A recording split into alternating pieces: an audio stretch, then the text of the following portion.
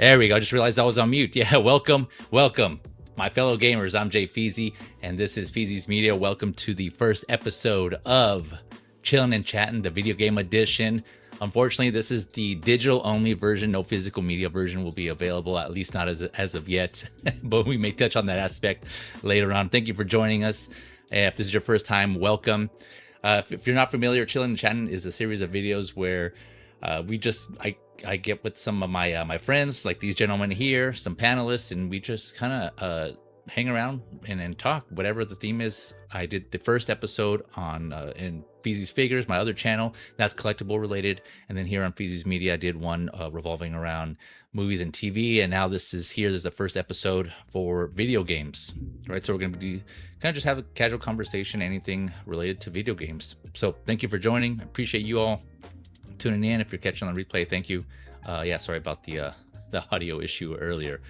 But gentlemen, how are we doing? I got Blue Tattu and Xman Supreme here. Gentlemen. Hello. There we go. Yeah. Hello, good sir. There you go. We can hear you now. How you doing, Xman? Oh, I'm good. I'm here for the chaos. Here for the chaos.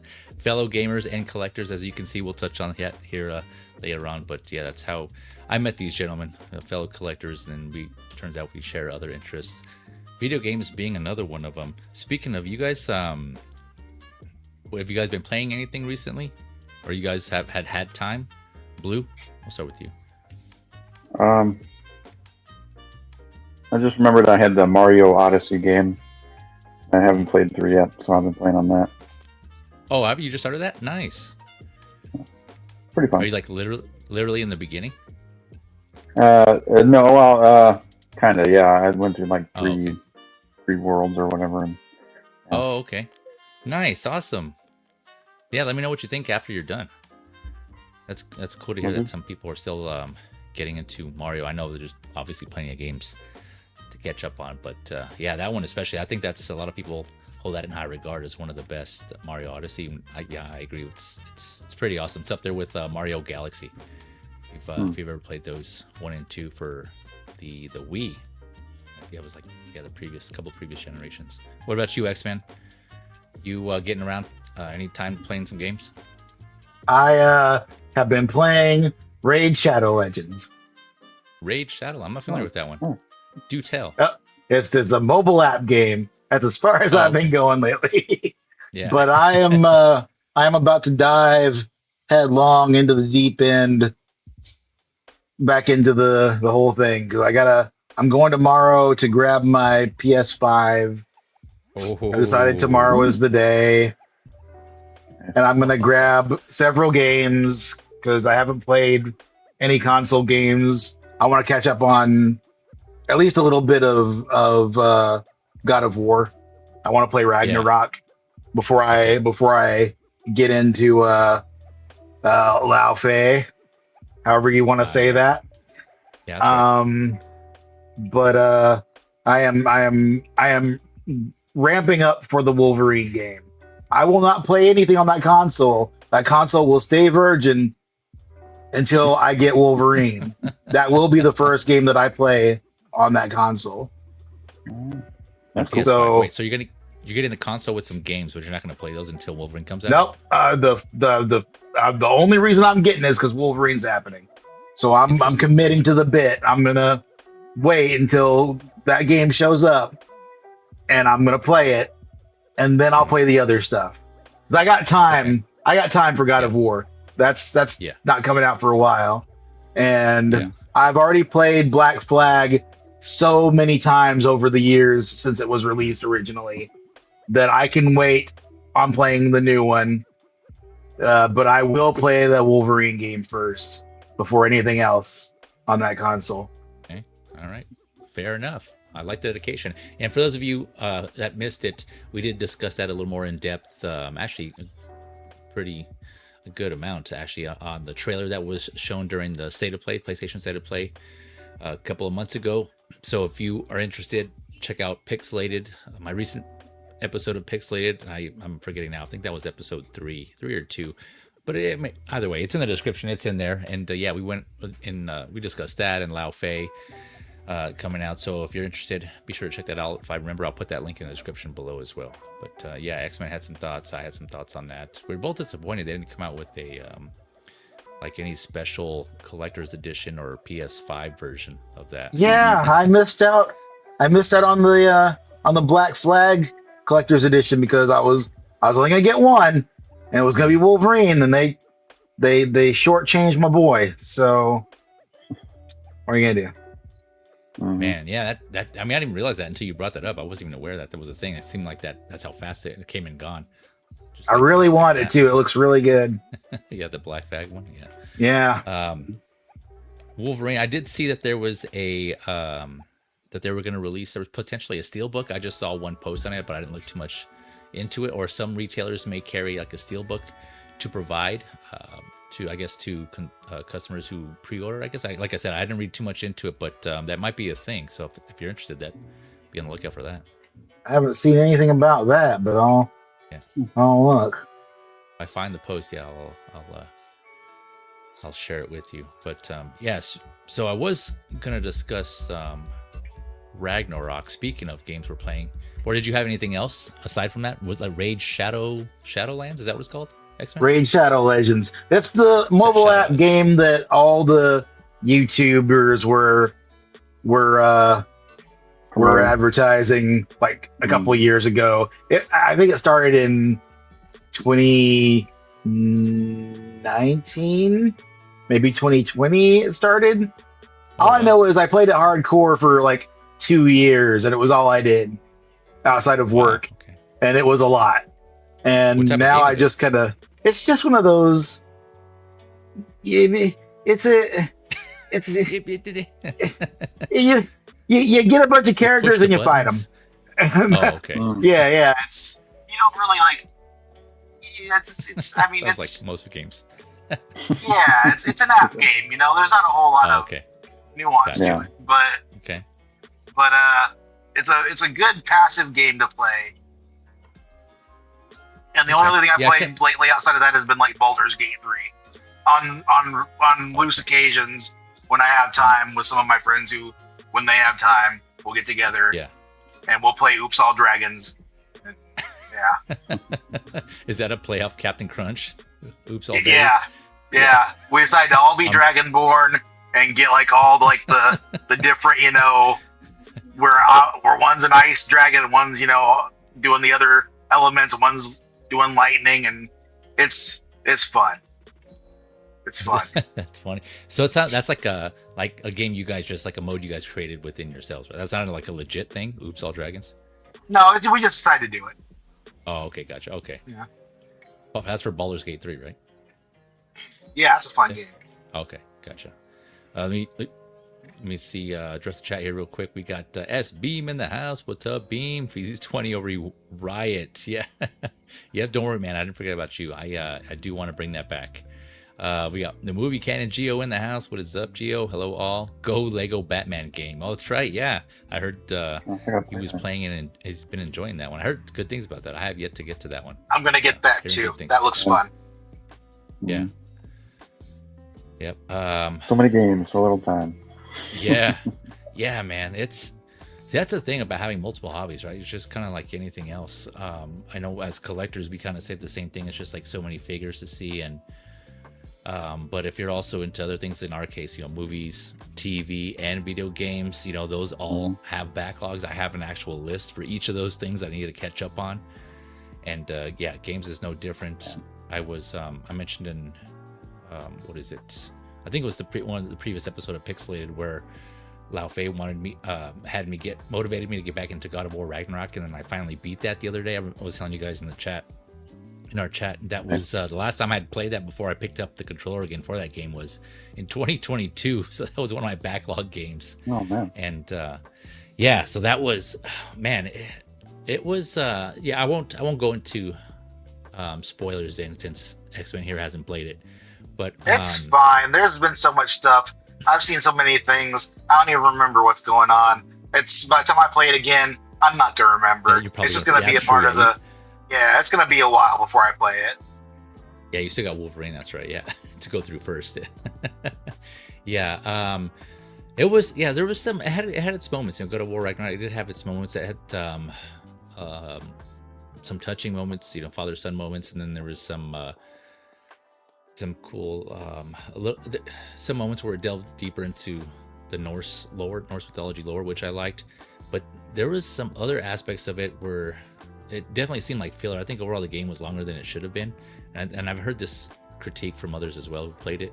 So I know certain outlets gave it a 10. I definitely wouldn't have given it a 10 because there's some points where the story's like, okay, I don't think this needed to be required, because it does have some side missions you can do. They call them like side quests or something like that, like side something favors. I think that's what they call them, favors, and they have like a different color, like task color, objective color compared to the main quest. And so I mentioned on a previous pixelated episode, I'm at the point now where when I play games, I set the difficulty to like a lower challenging level so I can get through the story quicker, and I try to avoid going on side quests just because like we were just saying, right? We just our backlogs, and I personally don't have as much time, right, as I did when I was younger. So yeah. Do we see Faye in this game? Yes. In Ragnarok? I've heard people say that that her story in the upcoming game kind of runs parallel to Ragnarok a little bit. Okay. I don't know that. Yeah. It's just what I've heard. Some parts, yeah. I can see that. Yeah, actually, now that you said that and thinking about it, I could see that being a possibility. Yeah. That's something else I wanted to touch on too. I know in like in that same pixelated video we did about talking about Lao Fei, one of the things that I didn't like was that whole the gelatinous cube and talking and the ribbons talking. I love that shit. After going through Ragnarok, I love it. I am a little I'm a little more open to it now because there are some things that seem like, I don't know if it was intentional, but there's not quite to the level of talking ribbons or talking like inanimate objects, but there's like a sentient sword in there, right? It's just like flying and floating. It doesn't talk, but it's pretty close, right? It's just like that step below that, and there's much more animals that talk in there than I thought. So it's a D&D trope, so cube. Yeah, talking cube. Yeah, to a talking cube. Yeah, so it's like a transition thing. So I think I'm a little more open to it now than I was before. So I was like, oh man. But even then, when playing Ragnarok, I was kind of like, this, because it is a change from the first God of War, right? 2018. It didn't have as many like fantastical elements like that in that first one, not to this degree. And so yeah, so I think Lao Fei seems to step that up there. So I don't know. Either way, I'm still open to it. Yeah, it was just it was still a cool experience. There was just like a lot of customization. So if you're into that, like you mentioned D&D, Xman, oh man, the customizations in that game are just like overwhelming. But I don't think they matter as much if you set the difficulty to like either like the very lowest setting or the one just above it, which is where I played, like the second from lowest. And it didn't seem to matter too much, but it still felt like, I don't know, it still felt overwhelming to me. So it was just a lot, man. Yeah. No, I'm gonna be on the baby mode. I don't need to prove myself to anybody or anything. I want to see the story exactly. and go through the thing and beat up some bad guys. I don't need to try and be on devil mode to feel something. I'm good. I'm okay. I'm getting everything I need out of it just playing. I'm right there with you, man. Yep, I feel the same way now. Yeah. What about you, Blue? Are you still I can't remember if you were on that same episode, so apologies if I forgot. But did you give your preference on where you're at with that? On where you're at with game? Like, or do you still want to try to go through the challenge of putting it like in a higher difficulty, or you just want to mainline the story? I usually just go on normal. Okay. Just play through some level of difficulty and enjoy the story. Yeah, same. Yeah, you know what it is? It's like there's certain games where you have certain characters and they always want to nerf them, right? Yeah. Like with somebody like Wolverine, for instance, there's little you can do against that guy. There's little you can do to stop him. And the way the gameplay is looking on that, there's regeneration that happens, but there's periods where you have to make it happen too. And I'm just like, you know what? If there's like a super easy mode where I'm just going through wreck and shop. That's how it would be. So I'm good with that. That's how I'm gonna play it. Fun. Yeah. I don't need stakes with Wolverine, or you can't die. That's not what this is about. I'm gonna go through. I'm gonna slice everybody's head off, and I'm gonna go have a beer, and that's what Wolverine does. He doesn't think about it. He doesn't worry about it. It's fine. It's fine. You can play on baby mode, and it's okay because some of these guys are too overpowered. It's good. You just want to feel like you're the character, right? You're like I want him to act as he does. I want him to do as he does, and then he goes in, wrecks shop, and goes home, and that's it. Has a cigar and a beer or a beer. Yeah. Yeah, looking forward to that one. Hell yeah. On God, there was something. Oh, there was a time. There was a point, speaking of like points of the game where it was required versus it could have been something that was optional. There was a time where I was this close to like, I had to push myself to keep going. And it was like about halfway, 3/4 through the main story. It just got to a point where it's like, man, it's like I wasn't really like enjoying it. My enjoyment factor was starting to come down, but I was like, nope, I'm already this far. I don't want to stop again and put it back on the shelf. So quote unquote in the shelf. So I just kept pushing through, and I finished. And it was rewarding. It was rewarding. But I think for some reason I have the first one, the 2018 one, and that one is sticking out to me more than Ragnarok. Like I don't know. It's been a while since I played that one, but that one I don't know. I feel like I enjoyed that one more, even though I haven't played it in a while. So I don't know what it is. Maybe it's just like the memory, the nostalgia, just how new it was when it first came out because it was so different from the previous God of War games. Maybe how many are there? I only played the first one on the PSP. Okay. That's how long it's been since I touched God of War. Yeah, there was. I think there was two or one on the PSP, and then there was like 4 across the consoles, PS2 and PS3, and I forget which one was which. Because you have the first 3 games, and there was Ascension, which was like a prequel, God of War Ascension. Then there was the PSP one, I believe, was Chains of Olympus. And then there was a 2018 one. I think that's all. I might be forgetting another one, like either on a handheld or something. But yeah, so that's about, what is that? 6 or 7-ish, including 8, including Ragnarok, somewhere around there. Yeah, something like that. Yeah, a lot. Yeah. What did you think of Ragnarok Blue when you played it? Or I know you said it's been a while since you played it, right? Yeah, it's been a while. Yeah, I pretty much played it when it came out. I played the first one, and then it was awesome. And then about that one, played it right away, and beat the game, and I haven't really touched it since. Since then, yeah. But it was a great game. I didn't really see decline at all. I mean, like even in like story or gameplay. Yeah. It was really good. There is a lot to do there. I will say that, like I mentioned, the side quests, the favors, and searching and finding new gear and elements, and it's just like there was a lot to do there. So there's even like, what do they call those? Kind of like a boss rush mode, I guess, where you go into like an arena and you have to fight. They had that in the first game too in 2018. Yeah. So that was a bitch. Yeah. Yeah. Again, it's one of those things where like, damn it, I had to kind of push myself to say like, okay, no, just stick with the plan, just main quests, the story, and don't do any. I did maybe like 1 or 2 side quests, but there was still like a part of me that still wanted to go off and do everything, but like, nope, I can't. I got other games I gotta play.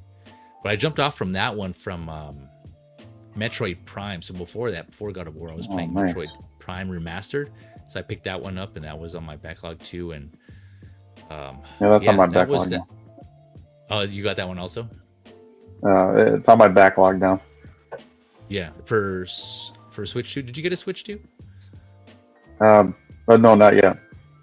No? Oh, okay. Gotcha.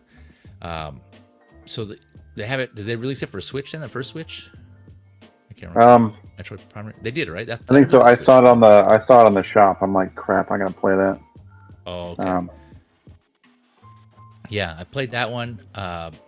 It was. I enjoyed it. There's a lot of backtracking, which I know is part of being like a Metroidvania. or a Metroid in this case, but I think more so than I would have liked. And there's no fast travel, so something to keep in mind when you do get to it. It's just like if you want to get to a certain point, like in a different area or a different point in the map, you actually have to go and travel and walk like all the way over there and traverse over. It got so annoying.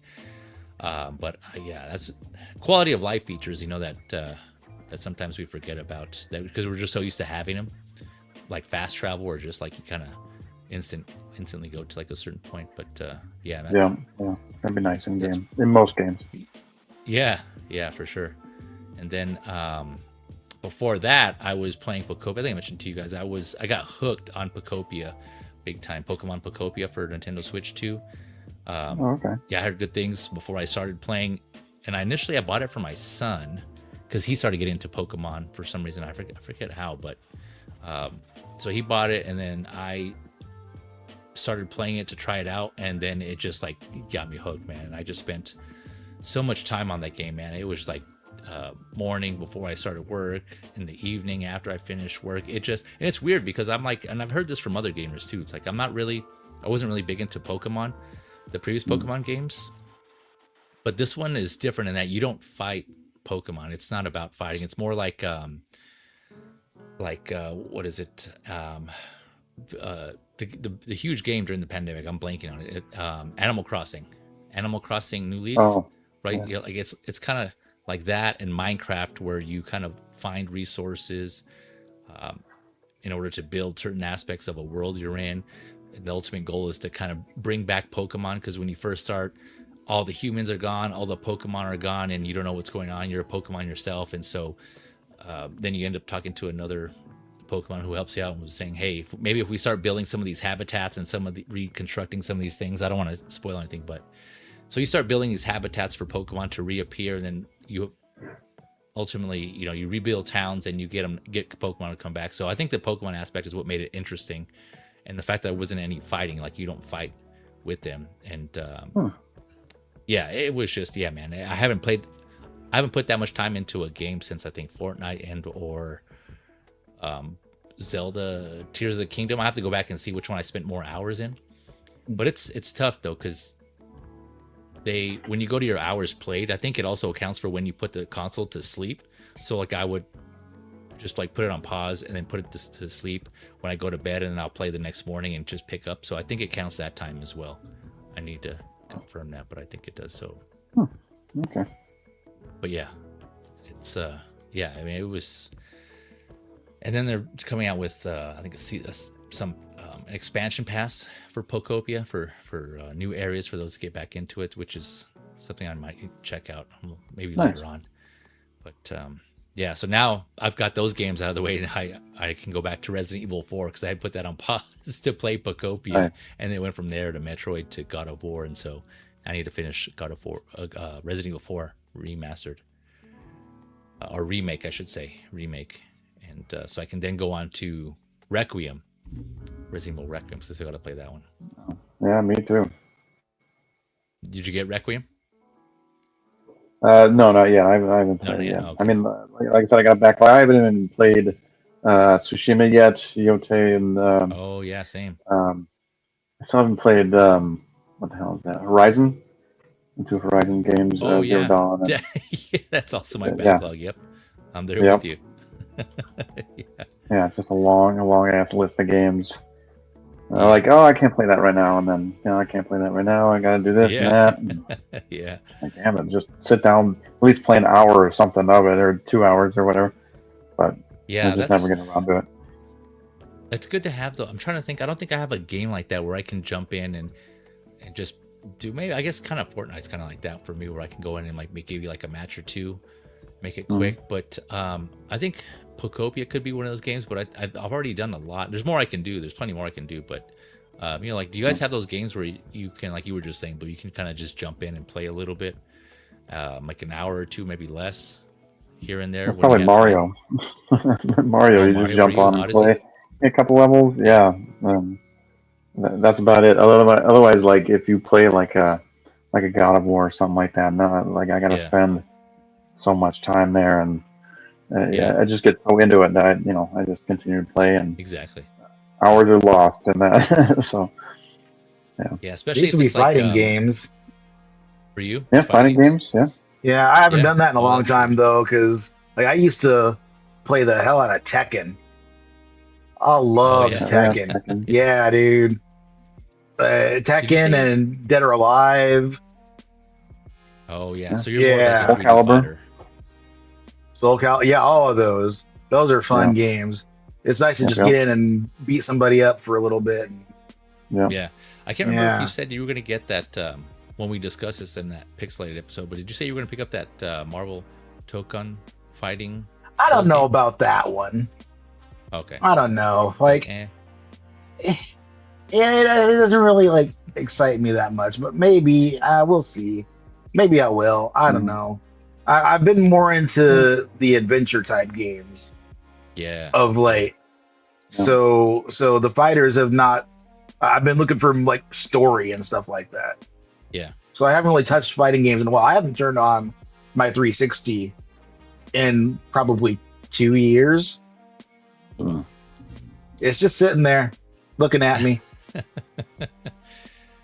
Yeah. The speaking of games, for some reason, like games like the different genres, I noticed that too, right? Because I just mentioned it was Pacopia, Metroid, and then God of War. They're all different in their play style.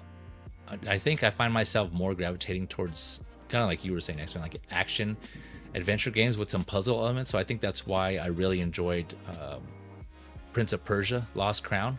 Oh And yeah. I mentioned to you guys as that 2D side scroller, but it's like beautiful looking. There's some a good amount and clever puzzle elements in there, and yeah, that one's really fun.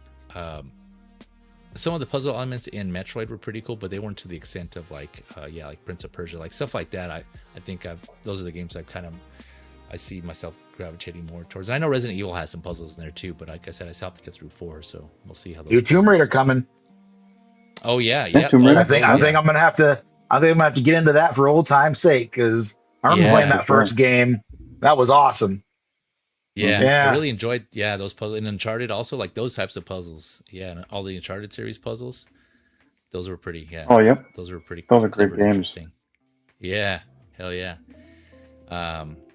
And I'm trying to think of what else other games that were coming out. Yeah, I'm sure there's something else I'm forgetting. But speaking of mobile games, I was going to go back to you were mentioning mobile games. I was going to say the last one I played on mobile was I think it might have been Mario Run. Mario, is it Mario Run? Mario okay. Dash or something like that? Yep. Yeah, Mario Run. I didn't even know there was Yeah. a Mario mobile. Yeah, that was, I think, Yeah, it's just him running basically, and you jump.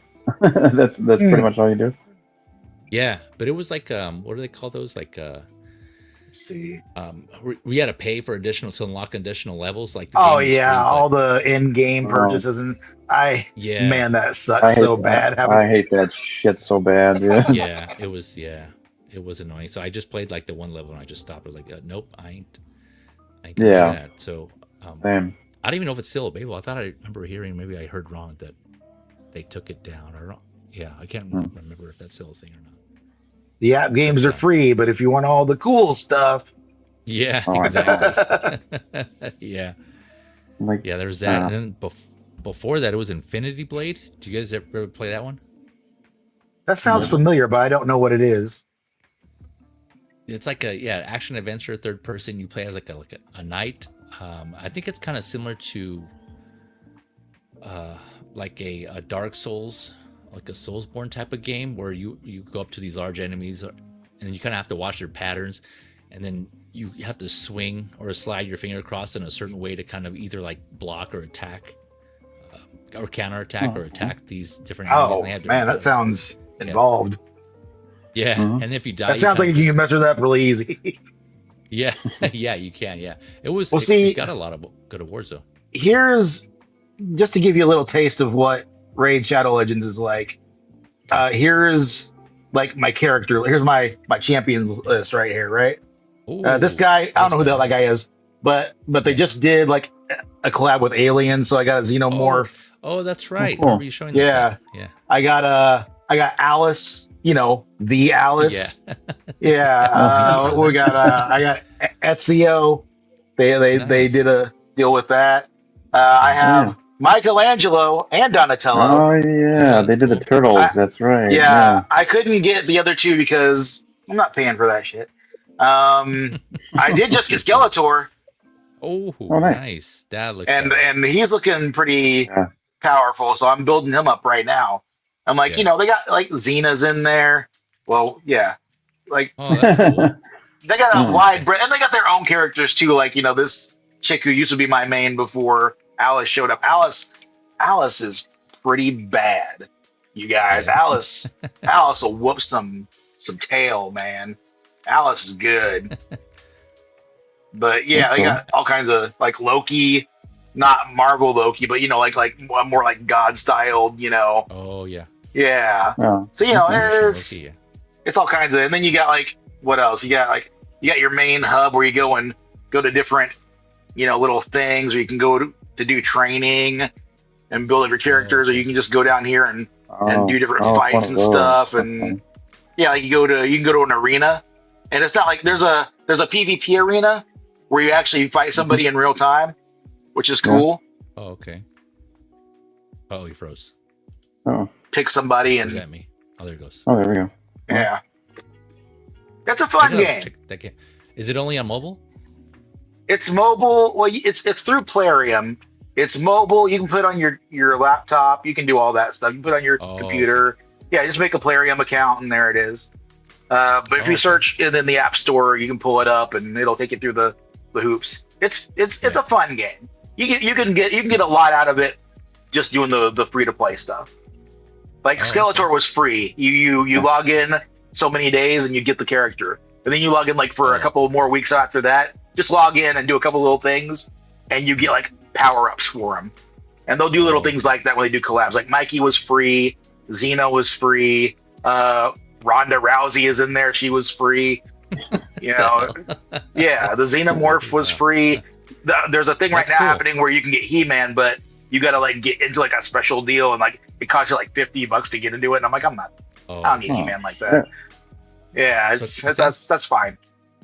It sounds kind of like similar to what Fortnite does, where they have like every time they come in with a battle pass, there's certain characters, battle pass type stuff. Yeah. Okay. Yeah. That's what that is too. That's the same thing. Battle pass.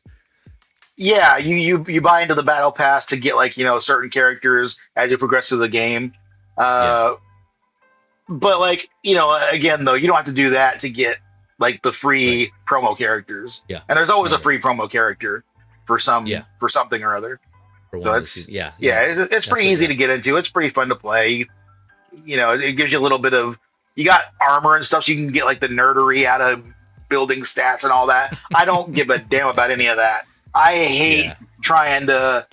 I'm not over here with spreadsheets trying to figure out how to make my character stronger. I don't want to do that. Yeah. You can do that if you want to, and the game will reward you for it. But you can get a quick little hit of I got a gem, and there you go. It's I just want to build that. Just a skill. That's what we God of War is. That's one of the things I didn't like, right? Like, and that's multiple aspects.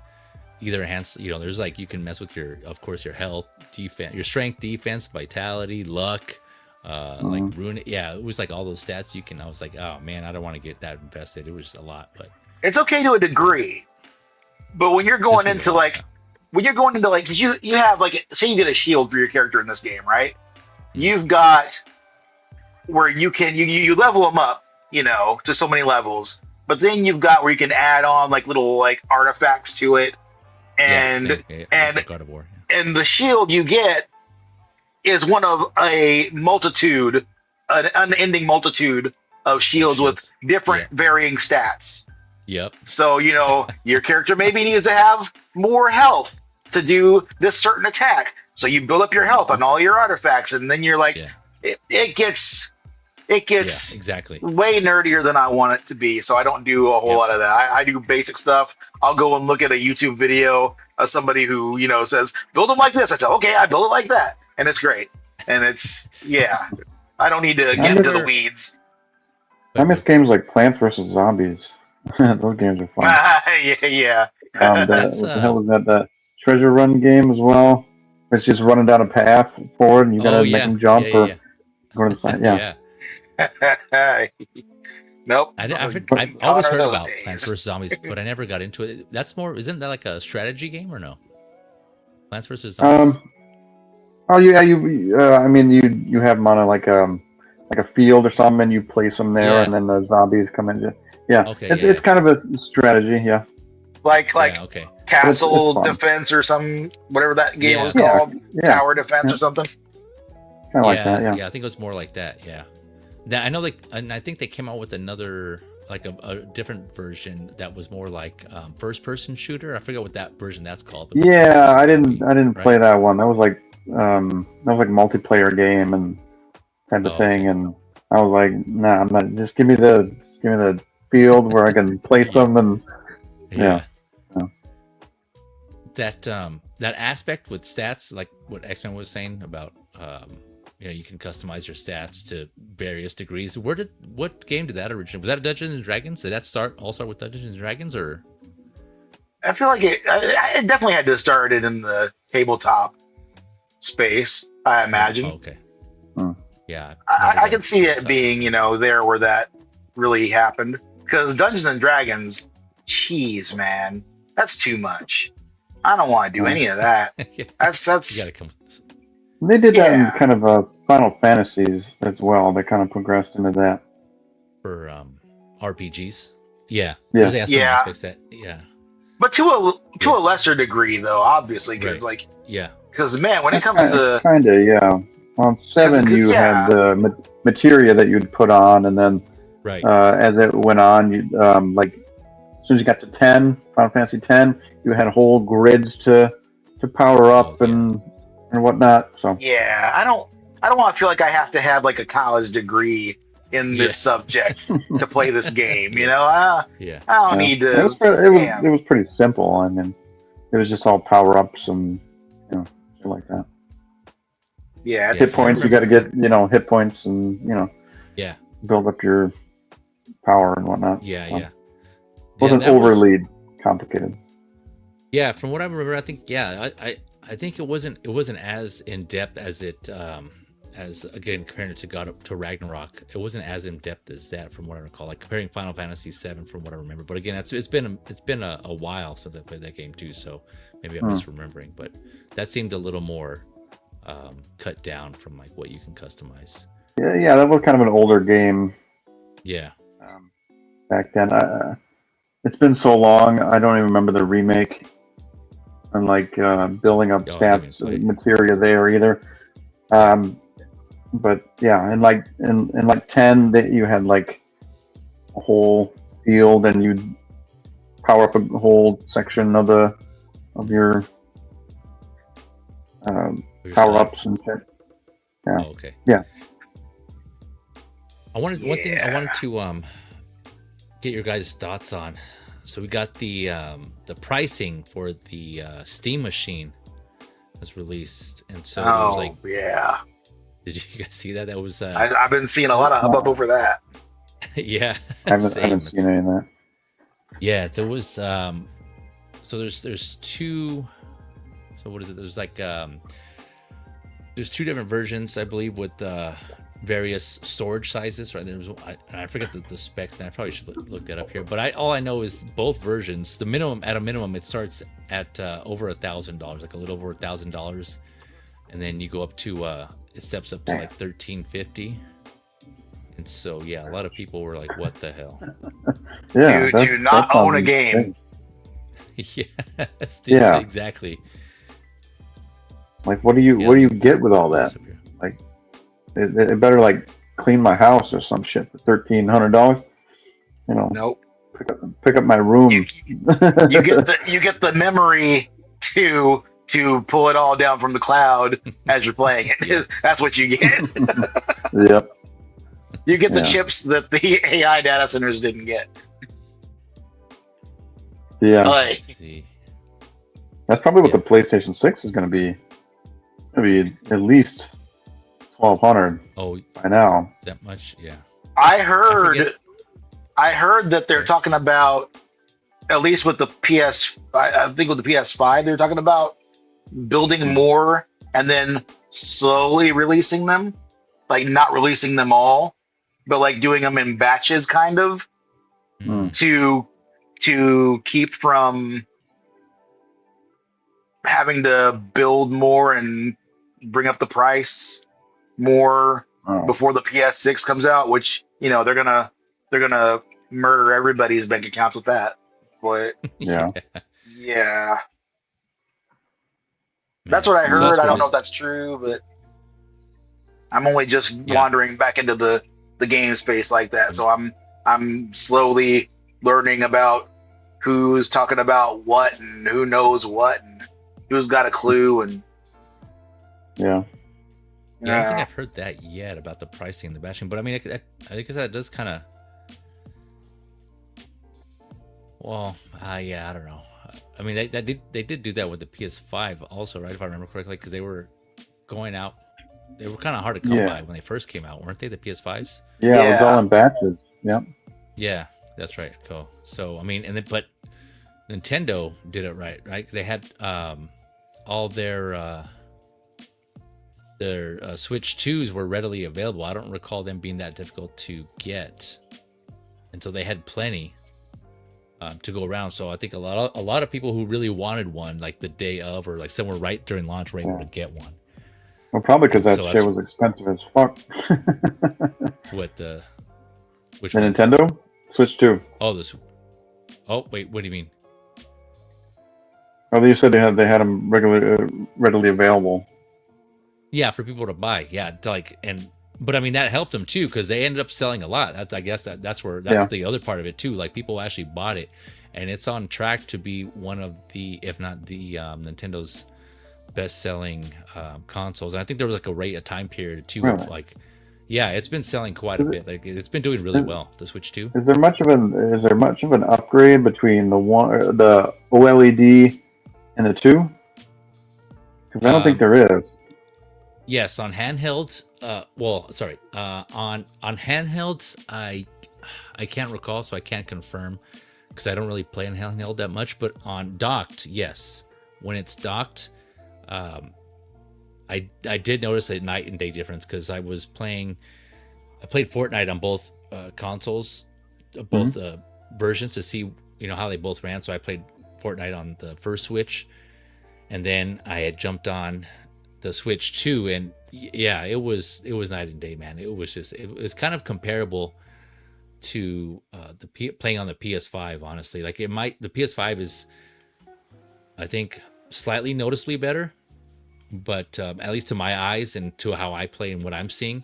But the Switch 2, it still ran pretty good. Yeah, it ran pretty smooth, like as far as graphical wise and like how and how smooth it ran. Yeah, it was impressive. So definitely a big step up from the first Switch. Okay. Yeah, glad to see that it's starting to.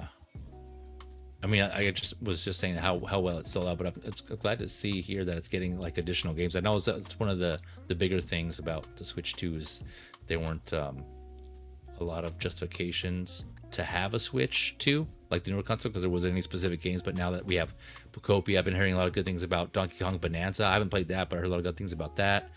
They announced that Ocarina of Time remake that's coming out. That's going to be like Star Fox. Yeah, Kingdom Hearts. Oh yeah, Kingdom Hearts. Yep, the Star Fox remake, which I played the demo of. The demo's available for that, and that's cool. It's definitely looks a lot nicer, and they step up in graphics up for sure, definitely, and how it plays. But once I started playing it, it got it brought back memories of playing it on Nintendo 64 because I still have it actually. I still have that game on Nintendo 64. Oh, nice. And yeah, a lot of the story beats are the same, of course, and it's just I think they just took the original game and they just remade it right with the whole new look. The characters look better, smoother controls, but overall, I believe it's supposed to follow it beat for beat with the original game for Star Fox 64, anyways. But the demo was on there. I tried. Oh, but I never got into Star Fox. But I'll have to try this remake. Yeah. Did you say you're planning on getting a Switch 2, or do you have one? Yeah, I'm still trying to justify that price before it goes up. Yeah, that's a I'll thing, end up.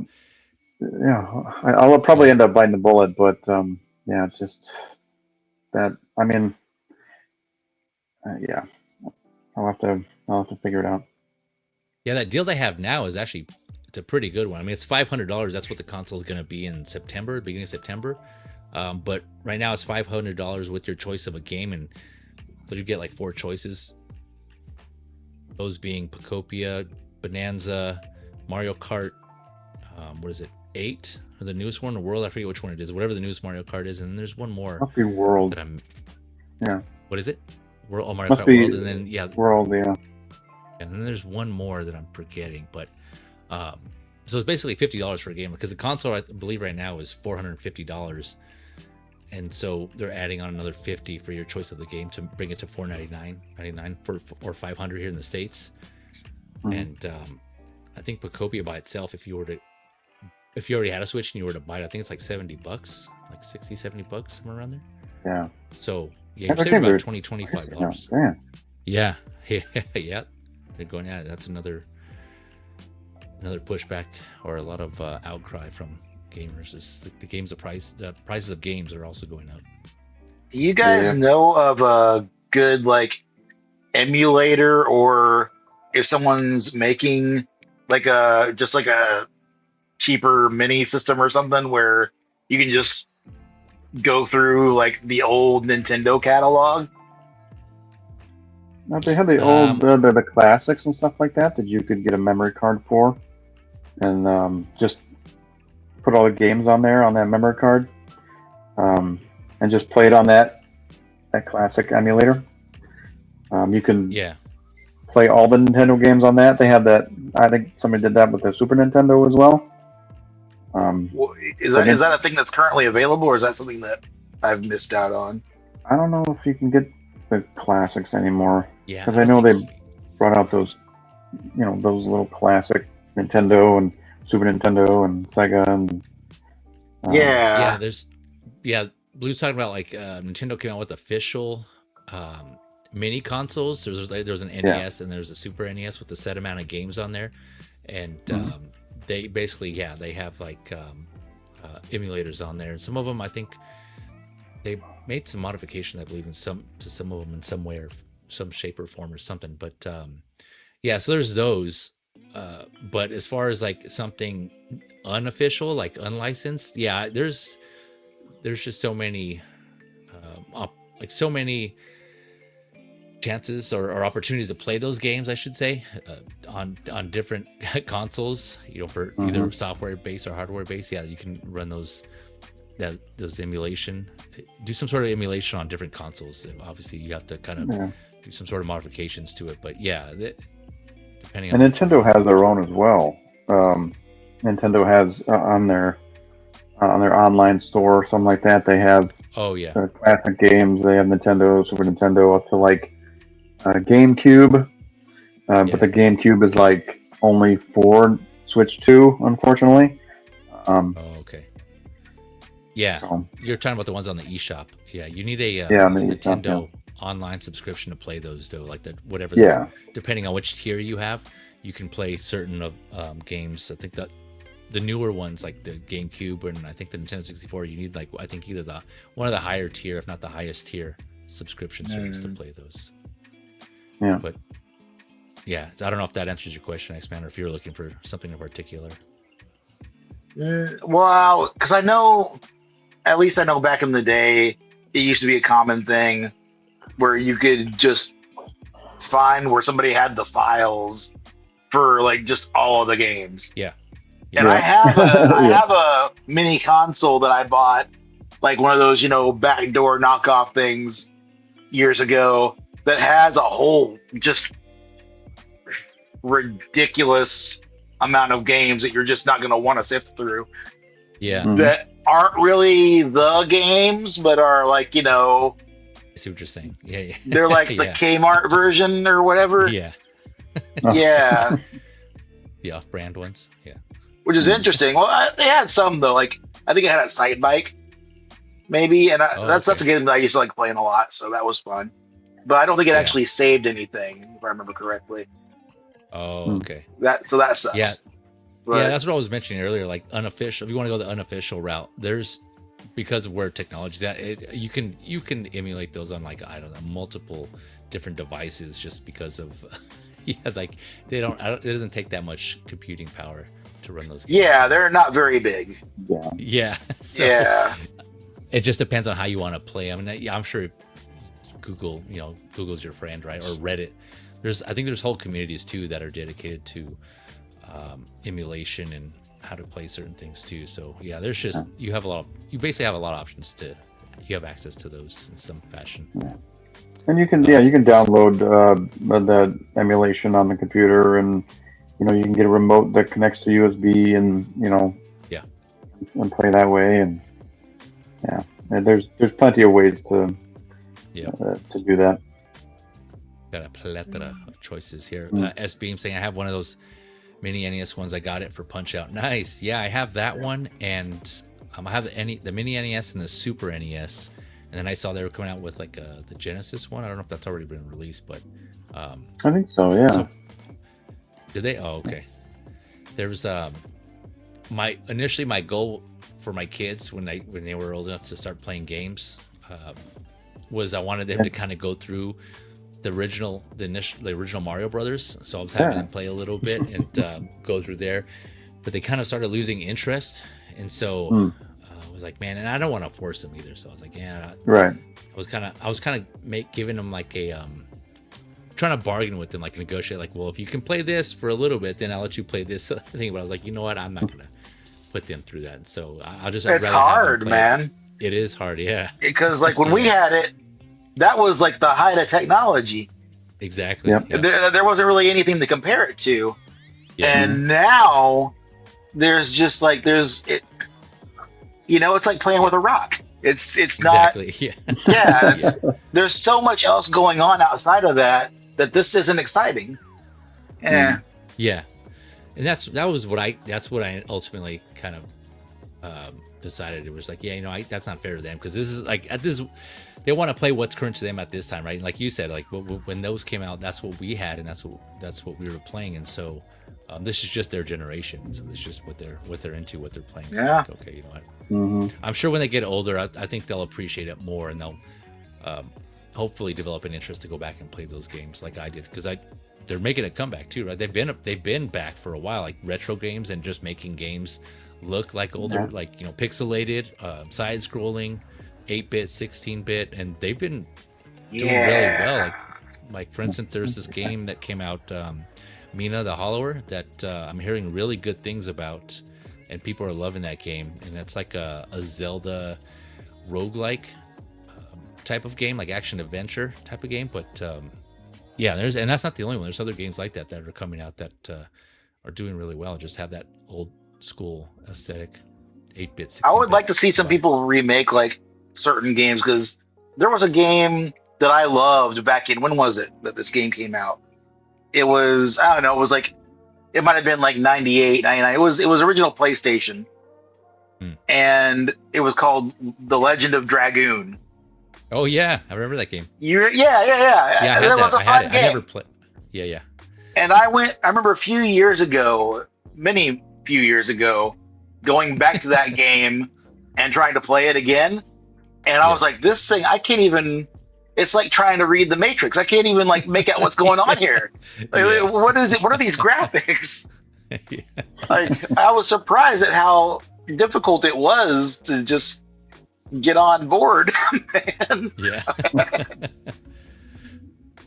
Yeah, man. I don't think I've revisited a PlayStation 1 game. I mean, I still have my PlayStation with all the games that I had, but I just haven't have it more as like a collectible, but I haven't revisited yet. But yeah, I kind of, that was an RPG, right? The Legend of Dragoon. Yeah, it's the same thing as Final Fantasy. Didn't they do a classic too? PlayStation? Did they make a classic? They did. Yeah, I think I actually have that one also, actually. Yeah. Yeah. Same thing. You have the set amount of games on there, like a certain games list. Yeah, I think Metal Gear's on there. Metal Gear Solid's one of them, I think. Yeah, I forget. There's a good amount of games on there actually. I thought it was a pretty good lineup. SB here saying, "Nope, force them. It's that or nothing." Referring to making my kids play Mario. I will say though, there is something to those games though, right? Like I want to say that you develop a certain skill with those games that some games just nowadays like they don't have, right? That being like patience and timing. A lot of those games, those older games that kicked off everything, kind of focused more on those because I mean, to make them challenging, you kind of had to, right? Those are the two aspects that you had to focus on: is just patience and timing. And that to just develop from there. And I think a lot of the skills that I have, my gaming skills, and some of the things that I've learned, kind of stem from that and carried on to games that play today. And I'm sure that's the same with you guys too, right? And other gamers out there. But it's just, I don't know, because my son now, he got into the Spider-Man games, so he's been playing those all the way through. I think it's an anticipation for Spider-Man Brand New Day, because they also started watching the movies. This is the first time doing both, like watching the movies, and my son started playing the game. So he started with the first Spider-Man, went into Miles Morales, beat those two. Now I think he's almost finished with Spider-Man 2. And so there's like times where he's playing and I'll just sit there and watch him, and I just get sucked into watching him play. It just seems like fun. I was like, oh man, I kind of want to go back and play that, but I was like, nope, I still got other games I gotta play. Yeah, but I like Spider-Man 2 from the Tobey Maguire era. That was a cool game. Yeah. Yeah, when that was that, okay. Oh yeah, because that was open world. You could climb into random windows around the city, and there'd be something happening in there, and like there's like a bad guy you gotta fight or something, and like that game, Tomb Raider, they put a lot into game, that one, dude. Yeah, those games made me spend hours on every game afterward, because I will not leave a map unexplored. I will go to every corner. If there's like if you have like the little map on your corner of your screen, and it's like it's dark and then it lights up as you go to it, I will make it all visible, because I don't want to miss some kind of trinket somewhere. I will go through the whole thing. I will take unnecessarily long going through I'll beat up like the two bad guys that are there, and I'll spend like the next 20 minutes looking at everything, and then I'll move on to the next thing. And because the discovery is a fun part of it. So many people, I think, miss out on that nowadays. I don't think that's as big a deal, at least from what I've seen. I haven't really been playing so much, but people are so locked into the whole, short attention span of things. They're like, oh, I got to speed run this or whatever the fuck it is. And it's like, nobody wants to actually get into the nuts and bolts of the game. It's like, why are you playing if you don't want to, do the little things here and there, like get all the Riddler quests, do all the things, it's it kind of goes back to what we were talking about initially, right? It's like the timing, and depending on the game itself and how much time we want to spend, obviously how much time we want to spend on it, but like, going back to the whole Ragnarok thing, and I just mainline the game because I wanted to get through the story to get to knock it off my list and get to other games in my backlog. So it depends, but I will say that's exactly how I was for both the Zelda games, for Breath of the Wild and Tears of the Kingdom. And I wasn't anticipating that, but I just wanted to do, like you said, explore every aspect, every corner of the world in both those games, and I did. Actually, Tears of the Kingdom, there's like multiple layers to the world there. There was like an underlayer as well that I didn't fully explore, but just because that game was I want to say like 3 times bigger. Tears of the Kingdom was about 3 times bigger than Breath of the Wild. It's crazy. I didn't think it was possible, but they did it. Wow. Those sons of bitches did it. Yeah, it's huge, man. It's big. But, it was so fun. I just wanted to go exploring everywhere, and that was one of the reasons why I spent as much time on those games as I did. One good game for that they get that has come out. Well, not recently, I guess it's been a while now, but Midnight Suns.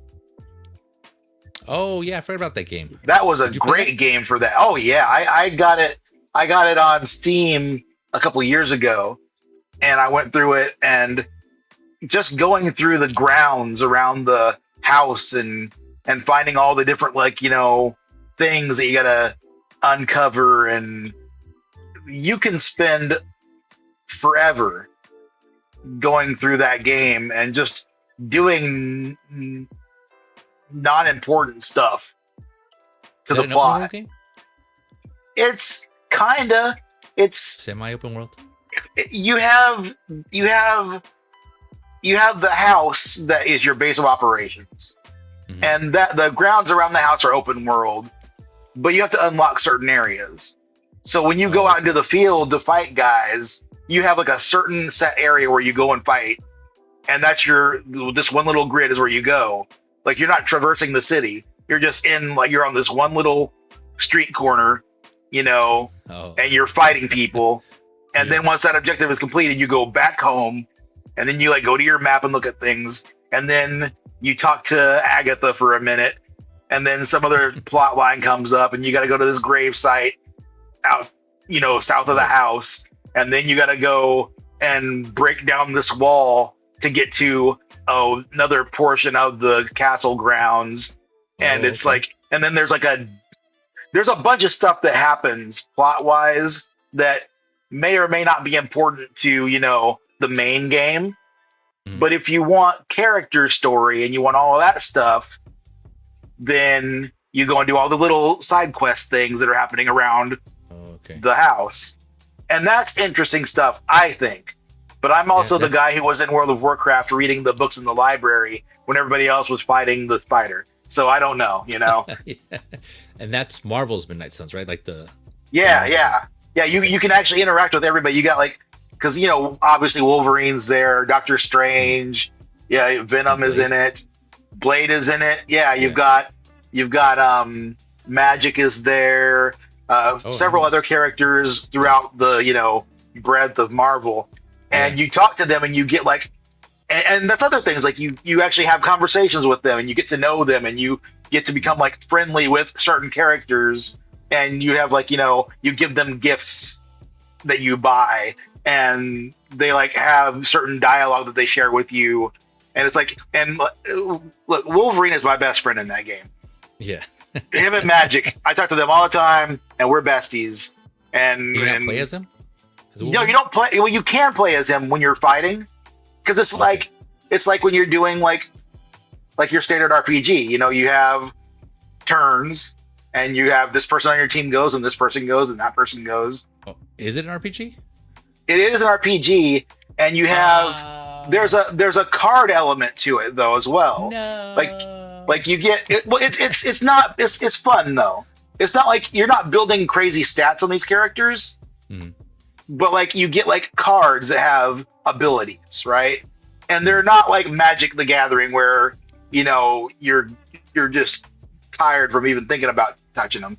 But you have this one card that you can play in your hand where Wolverine can do a ping pong kind of thing where he attacks 6 different characters, 6 different bad guys, and then you spin that card and you get another card, and it's kind of like that, but it's turn based as well. It's a very interesting mechanic. It's fun.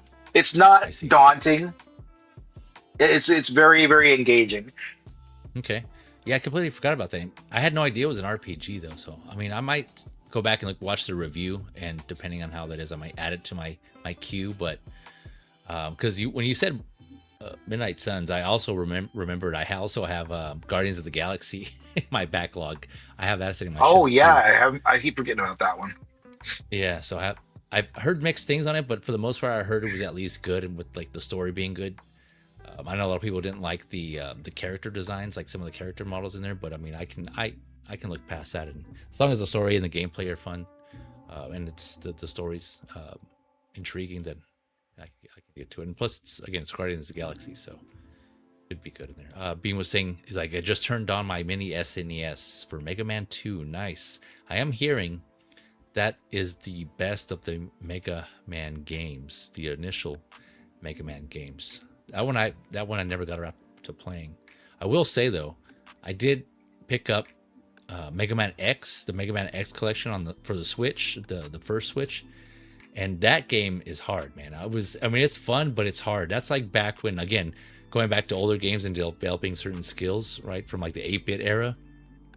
That one, if you're not familiar with the Mega Man game, you you go through, you have a certain amount of lives. If you die, you have to you have to start all over, like from the beginning of the map. There's no save points or checkpoints. Either way, it's basically you start from the beginning and you have to make it all the way through that level. I mean, it's side scrolling and it's pretty linear, right? So there's like a finite distance you go, but you have to traverse and battle all the other enemies through there, and if you die, you have to start all the way over again, and it's just all about skill, and it's hard too. The Capcom made it hard, and so it's challenging. So I don't think I haven't beat. I forget where I left off for that Mega Man X series, but yeah, it was cool. It was fun.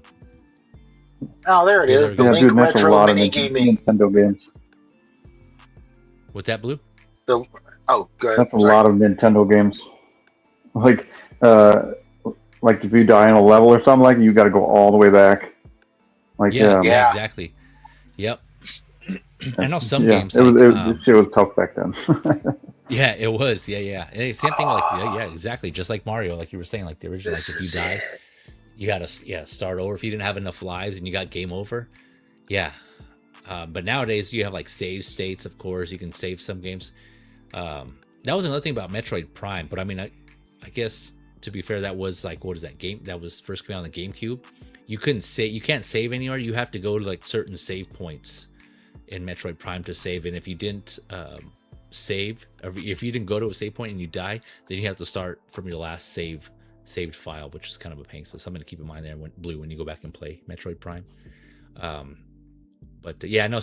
Remember some games, Nintendo games, like they didn't have that either. They didn't have save states, but you could, for like in Punch Out, for instance, they allowed you to put in a code so you can jump to like a certain point in the game.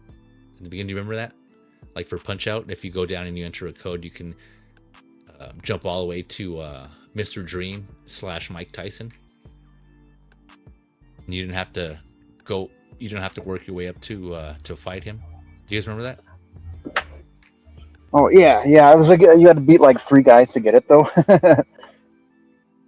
To get what? Oh, to get that code. Like you had to. I think you had to beat like Glass Joe. Oh yeah, after you beat Old Bull. I think, after you like every fighter, it gives you a code. But I think there was a code, like if you ever were to make it to Mike Tyson, I think it gave you a code just before that, so you can enter that and go straight to him for the next time. I never made it to Mike Tyson. Yeah, I never made it either. Without a code, I never anyway. beat him. Yeah, I got up to him, but he was just too hard, man. I don't remember where I ended up. I don't remember who stopped me. It wasn't King Hippo. No, I beat that guy. Who was after King Hippo? You remember where you hit him? Where his weakness was? King Hippo? It was in his belly. Pop quiz. Yeah, on the Band-Aid. Yeah. In his belly, yeah. Yeah, that was fun. He would guard that too, man. Yeah, he would. Yeah, you would have to hit him when he put his arm up. He'd be like, "Oop." Yeah. And then right when he did that, that's when you punched him in his belly. That was a fun game. I liked that a Dude, lot. Yeah. One of the best games, dude. I love that game. That and Gunsmoke were my 2 favorite, I think, NES games. I played that one. What is Gunsmoke? Was you're just like the little sheriff dude, and you're walking up the middle of the screen. The town is scrolling down past you, and the bad guys are popping out of like the buildings on either side of the street, and you gotta shoot them. And I used to friggin' like before. I mean, this was before you had the Max controller with the rapid fire button. Oh yeah.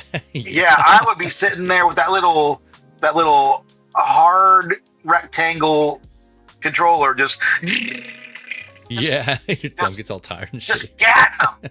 It was great. Yeah. Oh yeah, dude. Yeah, my thumb was so big.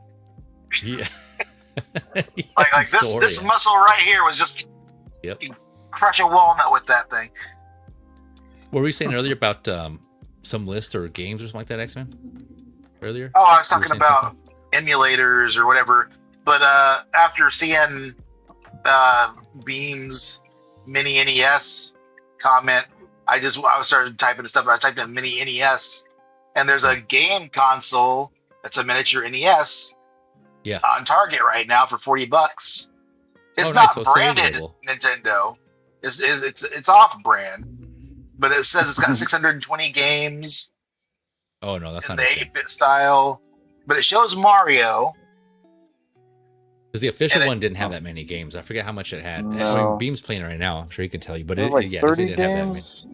Did I give a check? Somewhere in there? Yeah, no, this Something one like shows that, yeah. Mario and Pac-Man, and it doesn't show. It shows a few others that I don't recognize. Hmm. But like, yeah, and it doesn't state any names, but you can see in the pictures this is what it is. Oh, okay. Because I'm sure there are reasons.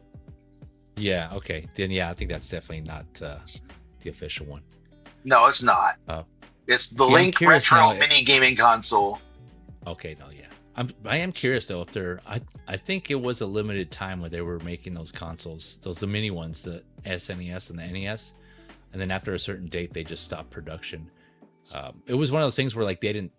I think in news articles it was saying that it was a limited run, but I don't think there was like a specified date, or maybe there was. I can't remember, but it was available for a little bit until they stopped.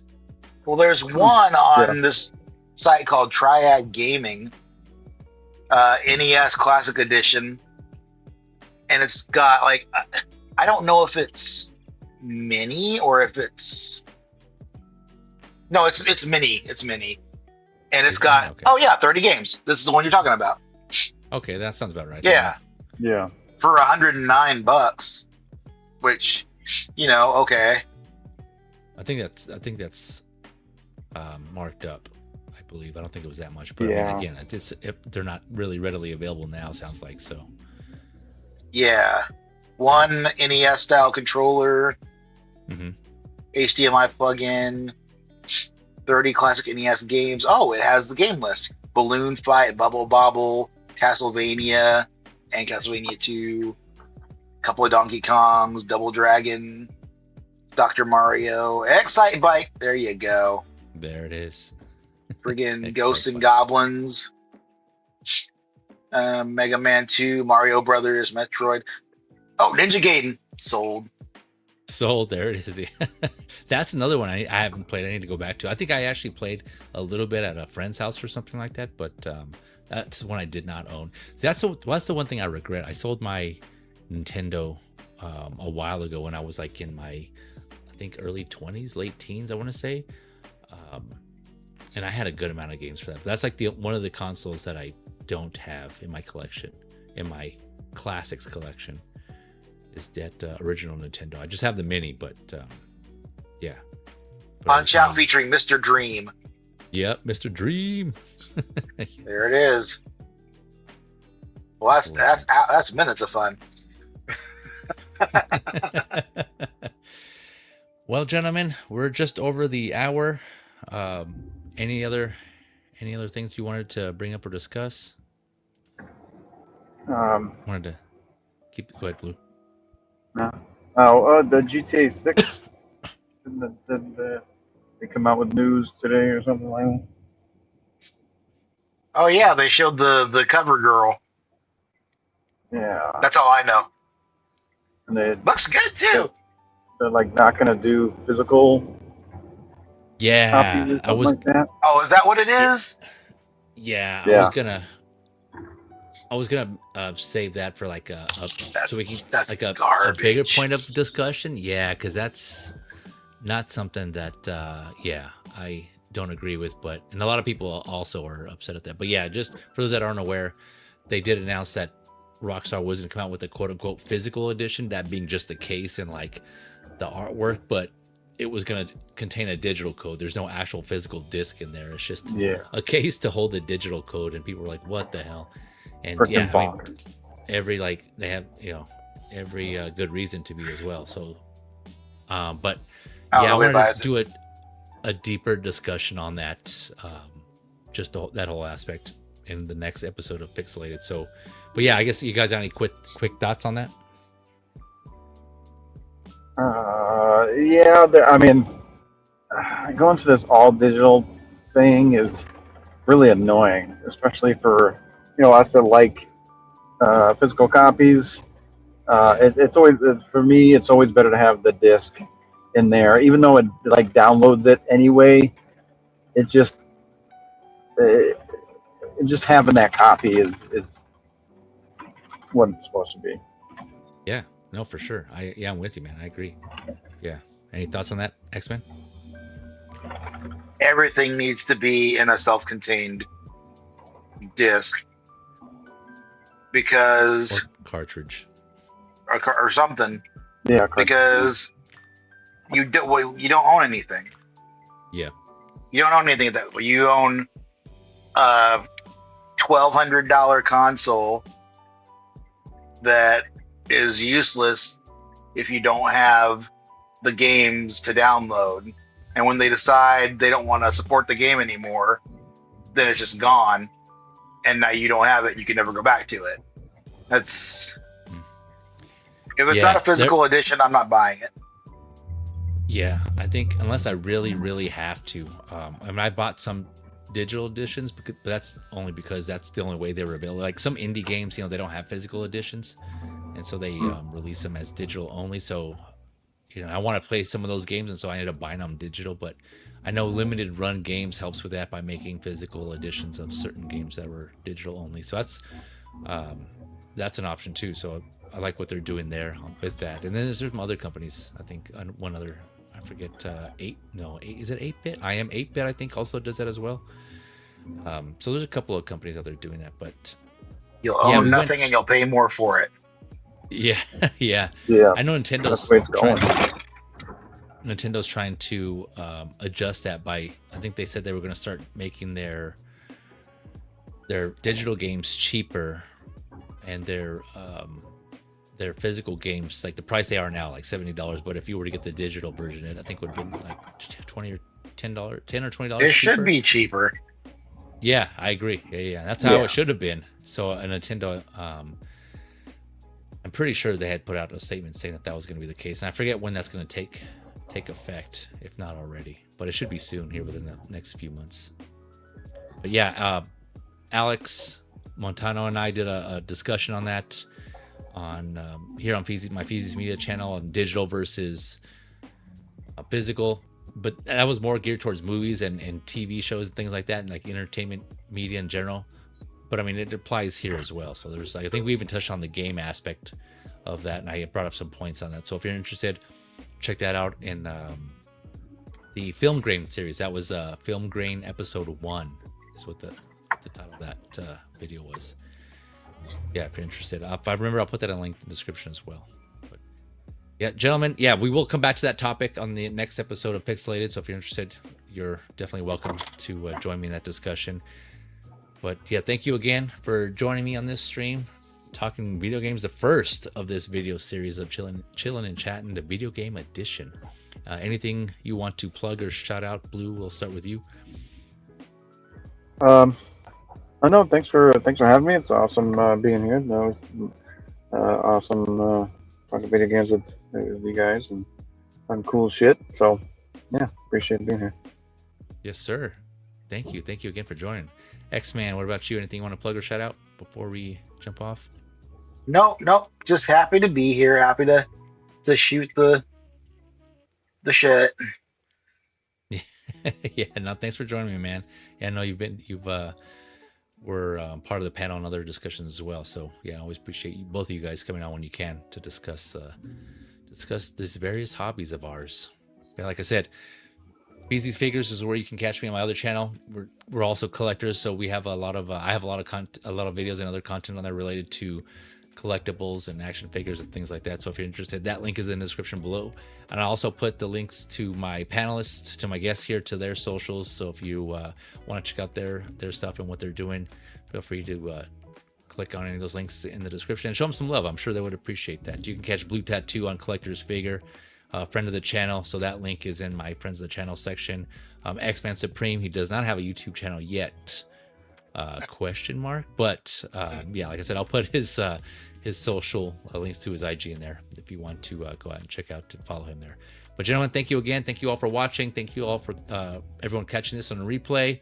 Just keep it locked on this channel and Feezy's Figures if you're interested. Of course, sign up for those notifications if you want to get notified of when I do new content, and or follow me on my Instagram or my Facebook. I usually post up when I'm going to have new videos, new content on there. But yeah, other than that, have fun, enjoy your gaming sessions. And with that, we'll catch you on the next one. Later all.